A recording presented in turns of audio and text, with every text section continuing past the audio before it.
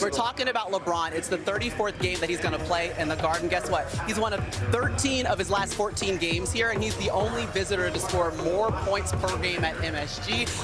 There is one guy who has beaten him, and of course, that's Michael Jordan. For his latest insight to excellence, MJ is going to share how he always delivered at the Mecca.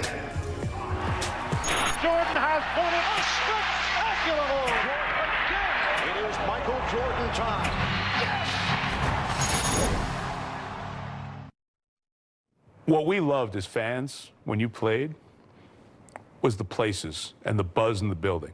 And there was nothing like Madison Square Garden when you played there. Oh, wow. Well, I've always considered Madison Square Garden the Mecca of basketball, right? You know, the knowledge of basketball, the way that people, perceive basketball. And they're hard workers. And the New York Knicks teams always seem to play hard for their fan base. And the fans knew it, too. And if they didn't, the fans let them know that, right? But they also let you know it, too. I go in there with the notion that I know it's not hostile. It's just, it's more of the awareness that they're going to cheer for the team. And they do everything to get you off of your game. It wasn't hostile towards you? No, it was never hostile towards me. It was more motivating and trying to get me off my game.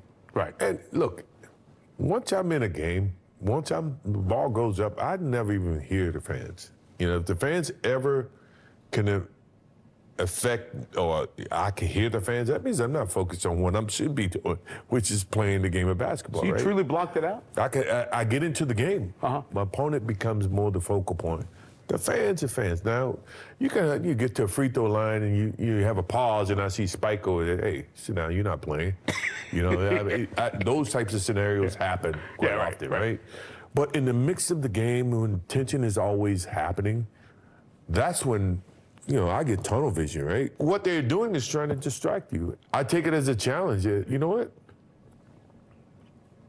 I'm gonna keep you quiet for a while. I'm going to show how all that stuff that you're saying doesn't affect what I'm doing on the basketball court. The only way you can affect what I'm doing is to put on some shorts and come out here, right? But that's my mentality. That's, and as a leader, I got to make sure the team, Scottie Pippen and all these guys, don't fall prey to that, So as the big player, as the star guy, would you consciously, if you were going into a hostile environment, make sure the other guys knew 100%. We can shut them up? Yes. Right. Take the crowd out right from the beginning. Right. Phil says it in his speech.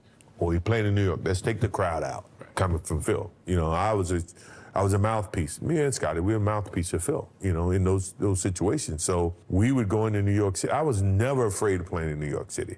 Actually, it was a privilege because, if you do your job, you do the things that you're capable of doing, the New York fans are going to cheer you over their own fans.